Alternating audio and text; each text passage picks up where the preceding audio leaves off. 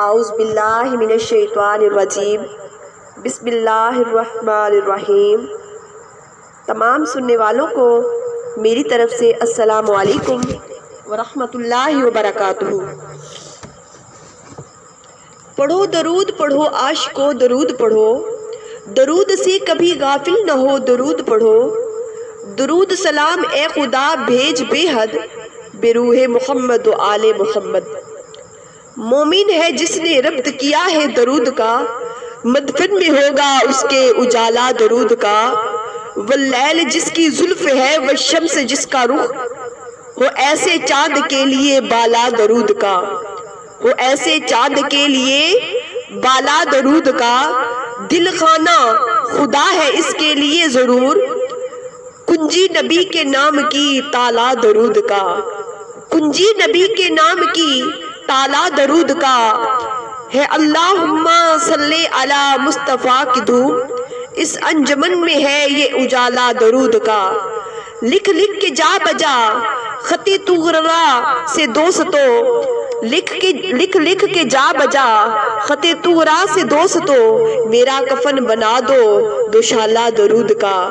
چل کر حضور قبلہ کونین سب پڑھے، بخشش کے واسطے ہے قبالہ درود کا۔ درود سلام اے خدا بھیج بے حد، بے روح محمد و آل محمد۔ پڑھو درود پڑھو عاشقو درود پڑھو، درود سے کبھی غافل نہ ہو درود پڑھو۔ آج کا ہمارا موضوع ہے آداب محفل میلاد شریف اور فضائل میلاد شریف۔ پیاری بہنوں، فرمایا کہ جگہ کا پاک صاف ہونا ضروری ہے، پیسہ حلال کمائی کا صرف کیا جائے، خوشبو بخورات عطیرات پھول وغیرہ جس قدر ممکن ہو بہتر ہے۔ اور فرمایا نمود و ریا کو بالکل داخل نہ ہونے دیا جائے۔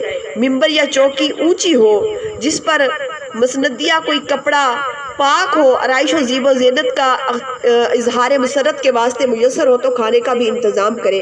فاتحہ کے واسطے مسلمان حلوائی کے ہاں کی بنی ہوئی شیرینی ہو۔ اور فرمایا کہ مجلس مبارک پاک ہونی چاہیے، اس میں آنے والے باوضو ہوں اور ادب سے بیٹھے، میلاد شریف کے پڑھنے والے شریعت کے پابند ہوں، درود خوانی کی بار بار تاکید کی جائے۔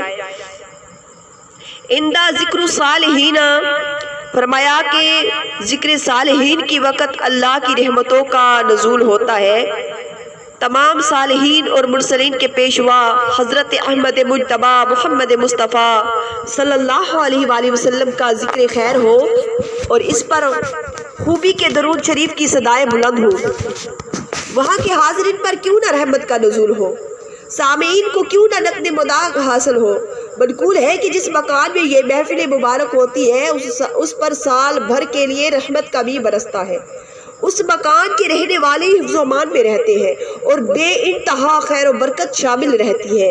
اور مکہ معظمہ اور مدینہ منورہ میں تو یہ حال ہے کہ جب کسی کے ہاں لڑکا پیدا ہوتا ہے، یا عقیقہ یا ختنہ یا شادی یا نیا مکان بنے، یا سفر سے کوئی واپس آئے، یا بیماری سے کوئی صحت پائے، ہر قسم کی تقریبوں میں محفل میلاد ضرور ہوتی ہے۔ اللہ پاک ہم لوگوں کو بھی ایسی ہی توفیق دے کہ اپنے گھروں کو آقا علیہ الصلوۃ والسلام کے میلاد اور ذکر محمدی سے منور اور مشرف کیا کرے۔ پیاری بہنوں، اور فرمایا کہ تمام رسومات یعنی کہ جیسے کہ ناچ گانا باجا وغیرہ سے اللہ ہم کو بچائے رکھے، آمین۔ ایک بزرگ نے خواب میں حضرت محمد مصطفیٰ صلی اللہ علیہ وآلہ وسلم کو دیکھا اور دریافت کیا کہ یہ مولود شریف کی محفل کیسی ہے، کیونکہ لوگ اس میں کلام کرتے ہیں۔ تو حضور نے فرمایا جو ہم سے محبت کرتا ہے ہم بھی اس سے محبت کرتے ہیں۔ قربان ان پیارے الفاظ کے ثابت ہوا کہ یہ محبت کے سما ہے۔ میلاد شریف منانا آقا علیہ الصلوۃ والسلام سے محبت کا اظہار کرنا ہے، اور واقعی یہ بغیر کسی محبت کے کون اپنا جان و مال فدا کرتا ہے۔ میلاد مصطفیٰ کے حوالے سے قصیدہ بیان کروں گی کہ محمد مصطفیٰ صلی علیہ کی آج محفل ہے، محمد مصطفیٰ صلی علیہ کی آج محفل ہے، حبیب کبریا صلی علیہ کی آج محفل ہے، پڑھو صلی علی صلی علی صلی علی ہر دم کے محبوب خدا صلی علی کی آج محفل ہے۔ وضو سے آئے بیٹھے با ادب بھیجے درود ان پر، جہاں کے رہنما صلی علی کی آج محفل ہے۔ محمد مصطفیٰ صلی علی کی آج محفل ہے۔ حکایت بیان کرتی ہوں کہ ملک حجاز کے شہروں میں سے ایک مقام پر محفل میلاد شریف تھی، اور ایک عالم باعمل فرما رہے تھے کہ ایک سائل نے آ کر سوال کیا کہ میں آل رسول غریب الوطن ہوں، اللہ کے واسطے مجھے بھی کچھ ملے۔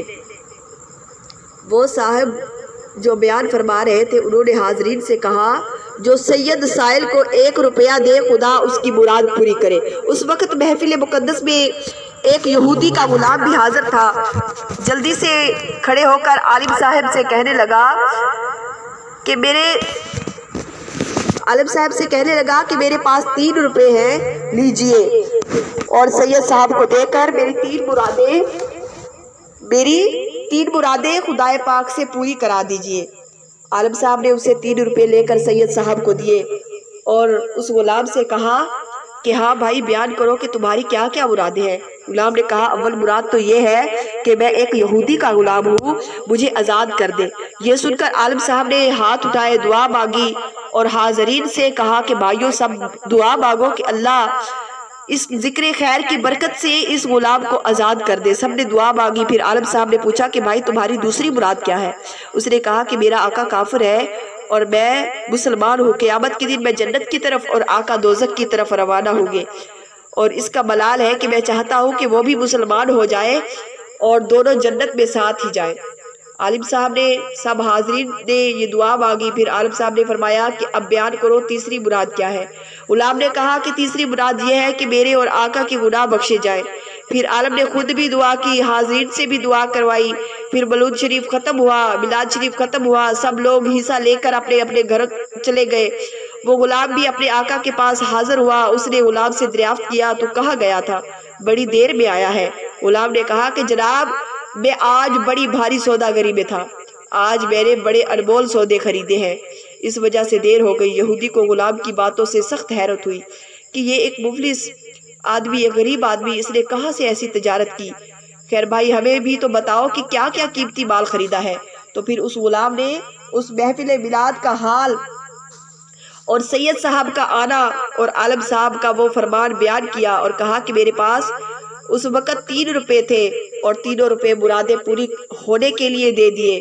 یہودی نے کہا اچھا بتاؤ وہ کیا مرادیں ہیں جو تم نے مانگی؟ غلام نے کہا اول مراد تو یہ ہے کہ تو میرا آقا ہے، میں تیرا غلام ہوں، تیری خدمت ضروری ہے، خدا تعالیٰ میرا خالق و مالک ہے، اس کی عبادت بھی لازمی ہے، اس لیے چاہتا ہوں کہ اس آقا حقیقی کا غلام ہو جاؤں اور تو مجھے آزاد کر دے۔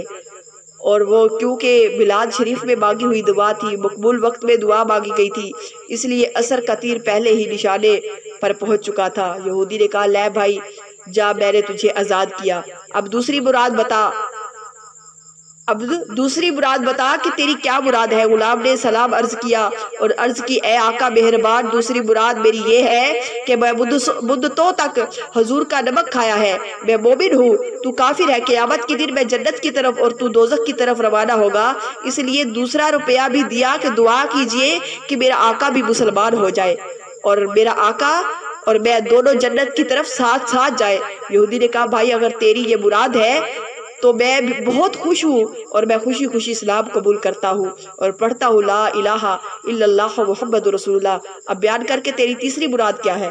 غلام نے کہا کہ تیسری مراد یہ ہے کہ میرے اور آپ کے گناہ اللہ پاک بخش دے۔ یہ سن کر آقا خوش ہوا اور پھر اسی رات کو وہ نو مسلم خواب میں کیا دیکھتا ہے کہ اللہ پاک اللہ پاک ارشاد فرماتا ہے شاباش تجھ کو جو بات تیرے اختیار میں تھی، یعنی غلام کو آزاد کرنا، خود کو مسلمان ہونا، اور تو نے کیا، اور تیسری مراد بھی غلام کی پوری ہوئی کہ میں نے اپنے حبیب کے ذکر خیر کی برکت سے تجھ کو اور تیرے غلام کو، اس عالم کو، سید صاحب کو، سائل کو اور تمام حاضرین کو بخشا اور جنت الفردوس عطا فرمانی ہے۔ یہودی جب خواب سے بیدار ہوا تو غلام کے ہمراہ عالم صاحب کی خدمت میں حاضر ہوا اور تمام ماجرا خواب کا مجمع عالم میں بیان کیا اور ایمان میں خوب مستحکم ہو گیا۔ وما علینا الا البلاغ المبین۔